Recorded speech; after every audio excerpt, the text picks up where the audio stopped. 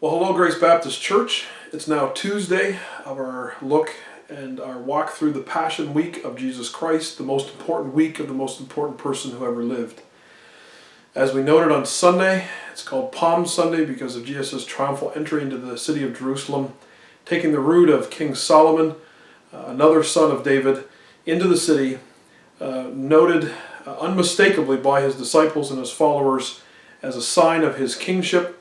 They put down palm branches and their cloaks on the road as he rides past on a donkey in fulfillment of Zechariah chapter 9 and verse 9.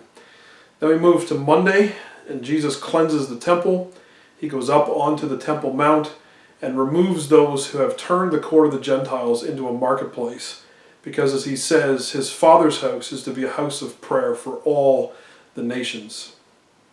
We now come to Tuesday of Passion Week, and this is a busy week for Christ. He goes back up to the temple with his disciples, and there he disputes with, or I should better say, many different groups attempt to dispute with him over fine points of the law, over different questions that they have, in order to trip him up and to prove to themselves and to any and those that are watching that he in fact is not the Son of God, not the Messiah.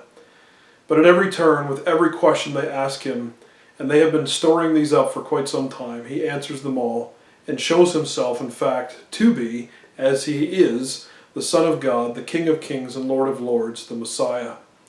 He also at this time, according to Matthew 23, pronounces a lot of woes on the Pharisees in particular, these religious leaders that should have had the best interest of the people in mind and instead have only their own self-interest in mind.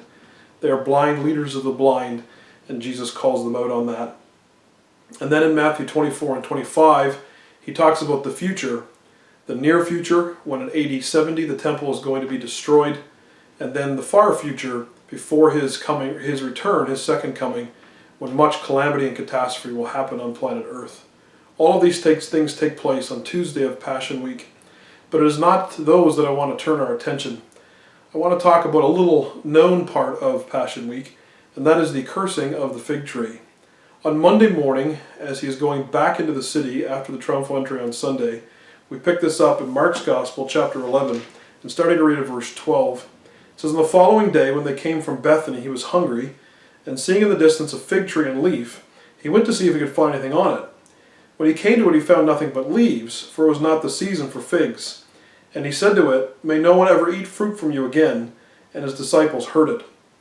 So note that this is on Monday, but as he's entering into the temple mount, or into the city to cleanse the temple, he is hungry and looking for some figs. And although this fig tree has leaves, it does not have any fruit. Of course, it's not the season for fruit, but I think this speaks of the nation of Israel, oftentimes likened to a fig tree in the Old Testament. There are many analogies there between Israel and a fig tree. It looks like it has life, it looks like it has fruit, but it does not. It has leaves, but no fruit. And so as Jesus stands over the city of Jerusalem and weeps over it, the reality that Israel appears to have life, but in fact does not. What they are lacking then is true faith and trust in him and in the Father who sent him. We pick up the story then the next morning, so this is Tuesday, the morning that we're looking at, and in verse 20 it says, "And they passed by in the morning, they saw the fig tree withered away to its roots. And Peter remembered and said to him, 'Rabbi, look, the fig tree that you cursed has withered.' Jesus answered them, 'Have faith in God. Truly I say to you, whoever says to this mountain, be taken up and thrown into the sea, and does not doubt in his heart, but believes that what he says will come to pass, it will be done for him. Therefore I tell you, whatever you ask in prayer, believe that you have received it, and it will be yours. And whenever you stand praying, forgive, if you have anything against anyone, so that your Father also who is in heaven may forgive you your trespasses.'" Jesus points to this reality of the necessity of faith, of trust and belief in him. Israel did not have that, and so they do not have life. But if his disciples will have faith in him and trust in him, they will have life.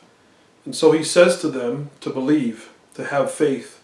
Faith, of course, is not belief in something that does not exist, nor is it belief in something that goes against the facts. But faith is believing in that which accords with reality. Jesus is who he says he is, and he has proved that multiple times. And so here to his disciples, he again calls them to have faith, to have trust in, belief in Him, reliance on Him. Now, what would hinder their prayers if their prayers are offered in faith? One thing that might is a lack of forgiveness, a lack of extending forgiveness to others in the same way, in spite of the fact that forgiveness has been extended to them by His Father.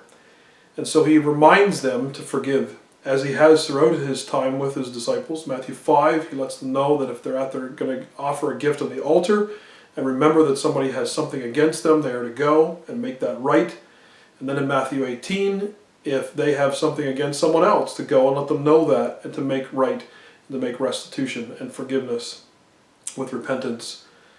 And so faith, this is what we need to have, not faith in the absence of facts or faith that contradict the facts, but faith in the facts. Jesus Christ is the Son of God. He has proven it, and He will continue to prove it as we walk through the rest of Passion Week.